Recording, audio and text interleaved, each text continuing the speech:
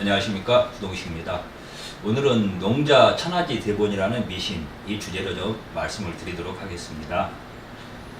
농자 천하지 대본이라고 그러죠. 우리나라에서 굉장히 익숙한, 아마 국민들 모두가 다 알고 계시는 그런 용어일 겁니다.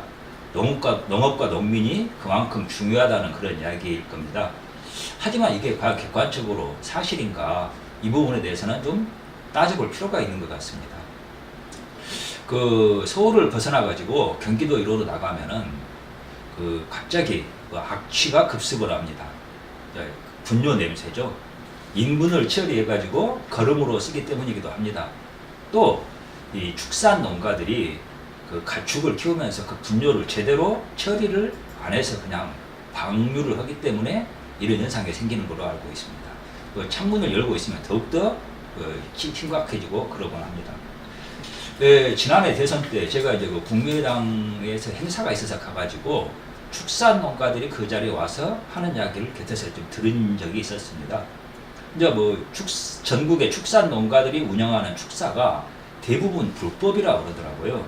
그래서 이게 사실 엄격히 말하면 다 철거를 해야 되는데, 그동안 이제 어떻게 보면은 표를 의식해서인지 이 정부가 임시로 그냥 존치를 하도록 허용해준, 허용이라기보다는 방치를 해준 건데, 그 유예 기간이 끝나도 그대로 합법할 수 있도록 대선 기간이니까 일종의 뭐라 그럴까, 로비성 그런 발언을 하는 거죠. 그런 노력을 해달라고 요구를 하더라고요. 이제 대선 기간이라서 국민당뿐만 아니라 민주당에 가서도 이야기를 하는 모양인데, 여러 사람들이 행사를 하려고 기다리고 있는데 1시간이 넘게 늦게 와가지고도 보무당당하게 미안한 기색도 없이 들어와가지고 하는 이야기가 바로 그거더라고요. 사실 여러 사람이 관련된 행사해가지고 사람들이 다들 그 사람도 다 바쁜 분들인데 1시간 넘게 기다리면서 미안한 기색도 없이 들어와가지고 신경도 안 쓰고 이제 그러는 것 같은데, 사실 좀 어이가 없었습니다. 전국 여기저기에서 지금 소, 돼지, 가축들을 많이 기르는데 그 가운데 또 불법 축사가 굉장히 많습니다. 그렇게 불법 축사 지어놓고 가축들의 똥을 좀 엄청나게 쏟아냅니다. 그 똥을 좀 다 어디로 가느냐? 자연적으로 처리하는 게 한계가 있는 분량이거든요. 한두 마리 키우는 게 아니지 않습니까? 산업화해서 대량 지금 가축들을 키우니까. 특히 요즘 장마철인데, 요즘 같은 장마철이면은 아주 좋은 기회라고 봅니다. 사람들 눈에 띄지 않게 가축 분뇨를 쉽게 쏟아버리고 하천에다가 방류할 수 있으니까 좋은 기회라고 하더군요. 이게 이제 흔히 말하면 경제학에서 말하는 이제 외부 불경제 효과라고 이야기를 하죠.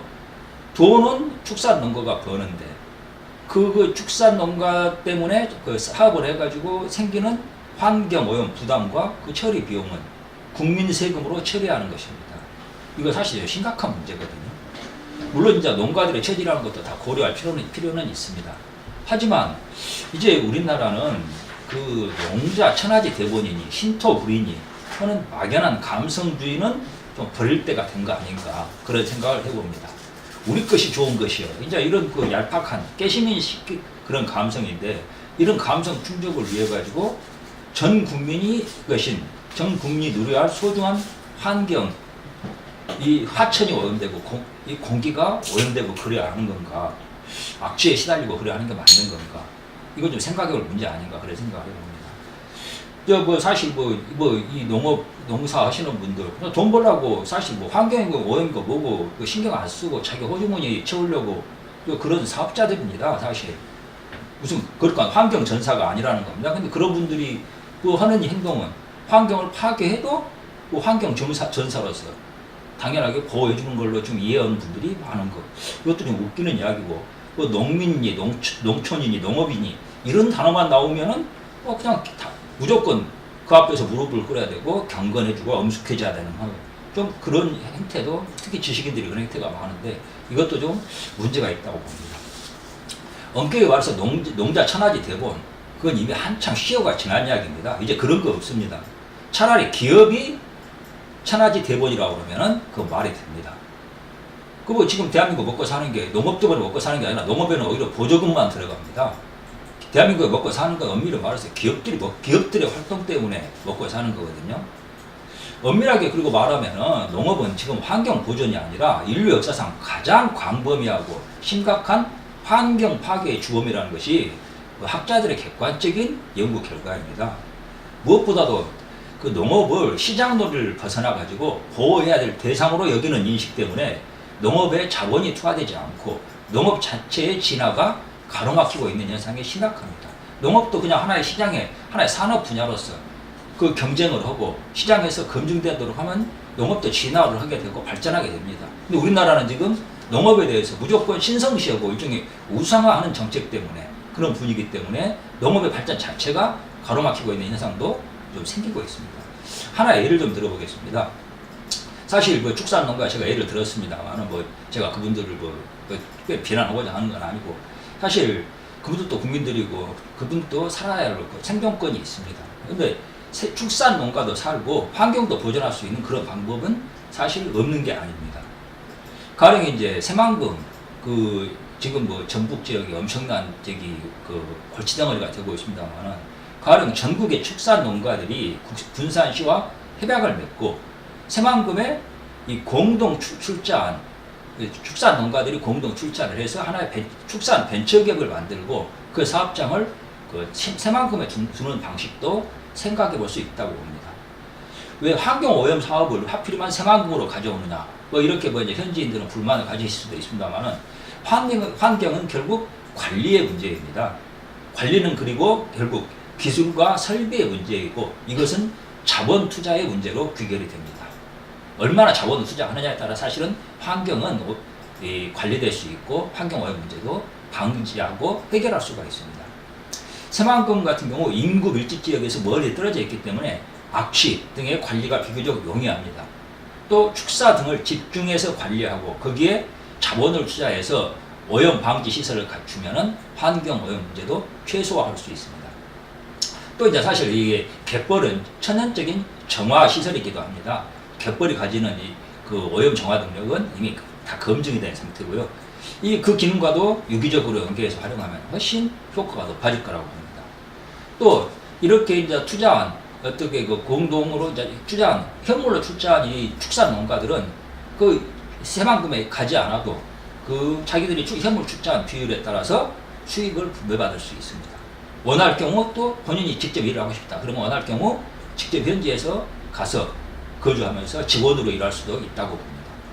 이것이 전국의 축산 농가들이 환경오염 부담에서 벗어나 연착륙, 소프트 랜딩 할 수 있는 그런 방법이라고 봅니다.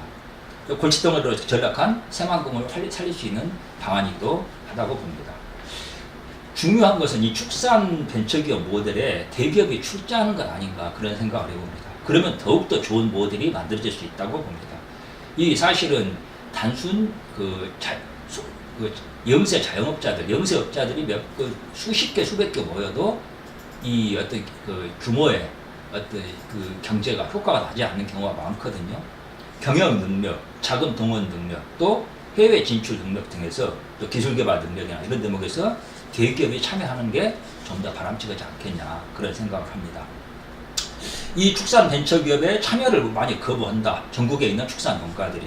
그리고 여전히 자기가 있던 곳에서 축산업을 계속하겠다고 고집하는 그런 농가도 있을 수 있습니다. 그런 농가에 대해서는 말 그대로 그 유예를 하거나 그 사정을 봐주지 말고 원칙대로 환경오염 방지 기준을 적용해서 감시하고 단속을 해야 합니다. 벌과금 막 때리고 행정제재에 들어가야 합니다. 지금처럼 온갖 오염물질 쏟아내면서 이익은 자기 주머니에 넣고 비용은 전 국민이 지불하라 하는 형태는 막아야 한다는 겁니다. 원래 국가 권력 정부라는 게 이런 일을 하라고 있는 거라고 저는 생각을 합니다. 네, 2016년에 LG CNS, 좀 아시는 분들 다 아시겠습니다만, LG 그룹의 IT 서비스를 총 책임지는 그런 회사입니다. 이 회사가 새만금에 3,800억 원을 투자해가지고 여의도 4분의 1 면적에 스마트팜 단지를 만들겠다고 한 적이 있습니다. 스마트팜, 지능형 농업이라고 할 수가 있죠. 이제 그런 단지를 만들겠다고 그러는데, 이때 전국의 농민단체가 전북으로 다 몰려왔습니다. 머리띠 메고 이제 엄청 반대를 한 거죠. 전북 현지 언론, 시민단체도 말을 것 없이 같이 거기에 동참을 했고, 나중에는 심지어 전북 도의회가 반대 결의안을 채택을 했습니다. 그러니까 말 그대로 벌떼처럼 일어나서 LG CNS가 그 사업을 하는 걸 반대하니까 어떻게 버티겠어요? 결국 그 사업 무산됐습니다. 명분이야 간단합니다. 대기업의 농업 진출을 반대한다는 것이었습니다. 호남 현지 분위기가 뭐 그런 거 너무 쉽게 먹혀들죠. 그런 식의 선동이라는 게. 하지만 방금 말씀드린 것처럼 LG CNS는 IT 서비스 회사지 농업 회사가 아닙니다. 무슨 농작물 생산하겠다고 그러는 회사가 아니라는 거예요. 스마트팜 단지를 하겠다는 것도 농업을 하겠다는 거예요. 농작물을 생산하겠다는 게 아니라 농업진흥화 기술과 설비를 개발하겠다는 것이었습니다. 그리고 스마트팜, 새만금에서 스마트팜 단지에서 당연히 설비를 개발하고 그러다 보면은 거기서 농작물이 부산물로 나오게 되죠. 거기서 생산되는 토마토 같은 것은 전량 해외로 수출하고 국내 시장에 내놓지 않겠다. 그런 조건까지 달았어요. 한마디로 농민들에게 전혀 피해를 주지 않겠다는 이야기였거든요. 하지만 소용이 없었습니다. 전국 현지 그리고 전국 농민들의 반기업 정서 때문이었습니다. 이제 뭐 다들 아시겠습니다만은 군산 어떻습니까? 한국GM, 현대중공업 지금 그나마 국지간 기업들이 다 떠나고 있습니다. 이미 떠났고요. 그런 상황에서 군산 시민들이 그때 그 스마트팜, LG CNS 스마트팜 사업 반대한 것에 대해서 어떻게 생각하는지 좀 저는 사실 좀 궁금합니다. 그 사업이 들어왔다면은 새만금도 살고 군산도 그냥 굴뚝 산업이 아니라 첨단 기술 기업이 들어오는 그런 계기가 마련됐을 거라고 저는 봅니다. 그 3,800억 그 적은 돈 같지만 지금 새만금에 아무것도 안 들어와 있지 않거든요.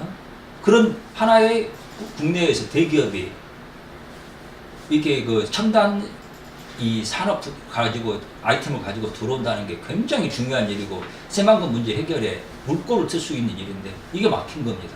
그러면서 한다는 이야기가 그 지역의 김관영 의원 같은 경우에는 카지노에 유치하겠다는 이야기를 하고 있습니다. 아니 카지노하고 스마트폰하고 군산이나 전북이나 그다음 우리나라 경제 어느 게 더 좀 바람직하겠습니까? 예, 이게 좀 결국 근거도 없는 막연한 반기업 정서가 빚어낸 참극입니다. 그런데 현재까지도 전국의 정치인, 언론인, 지식인들 여기에 대해서 침묵합니다. 책임지는 사람도 없습니다. 전에 방금 김관영 의원 이야기 나왔습니다만 그분이 어떤 있는 자리에서 제가 이제 이 LG CNS 스마트팜 사업 취소된 거 한번 좀 세게 비판을 한 적이 있습니다. 그때 그분이 이제 좀 얼굴이 벌개지면서 나름대로 합리화를 하더라고요. 저는 이제 그런 정치인들이 우리 호남을 대표하는 한 호남은 발전하기 어렵다고 좀 그런 생각을 했습니다. 정말 그분이 비전이 있는 정치인이고 자기 경륜이 있는 정치인이라면은 새만금 문제를 고민하고 또 군산 현지의 사장을 군산이 지역구 아닙니까? 그 사장을 알고 있었다면은 당장은 욕 좀 먹더라도 기업 친화적인 원칙을 가지고 전국의 여론을 돌리기 위해서 노력하지 않았을까? 그랬다 그러면 지금 군산의 상황은 지금보다는 훨씬 낫지 않았을까? 그런 생각을 해봅니다. 또 축산 농가의 공동 벤처기업이 새만금에 들어서면 지금 고질적인 이 지역 갈등 문제도 많이 해소가 된다고 생각을 합니다. 호남의 경제적 낙후를 해결할 수 있을 뿐만 아니라 영호남 화합에도 도움이 된다는 겁니다. 영남 농민들 입장에서 생각을 해보자는 겁니다. 자신들이 투자한 벤처기업이 새만금에 들어서면 영남 축산 농민들도 호남 마냥 욕하고 미워할 수 그렇게 하기가 어렵습니다. 아니 새만금에 가 있는 자기네 돈이 살아나야 되고 그 사업이 활성화돼야지 자신들도 이익이거든요. 막연하게 지역 갈등 해소, 화합 말하는 게 중요한 게 아닙니다. 그렇게 해서 갈등이 해소되는 게 아닙니다. 중요한 것은 서로 대립하고 대치하는 그 지역들 사이에서 공동의 이해관계를 만들어주는 것이 핵심 아닌가 좀 그런 생각을 해봅니다. 예, 오늘은 우리에게 너무 익숙한 개념이고 사람들이 잘 이것에 대해서 좀 뭐라 그럴까 반대하는 이야기를 꺼내기 어려운 그런 분위기입니다만은 농자 천하지 대보제라는 농업을 그냥 하나의 우상화하고 건드려서는 안 되는 성경처럼 여기는 그런 분위기에 대해서 그런 분위기에 담긴 문제들을 한번 짚어봤습니다. 들어주셔서 감사합니다.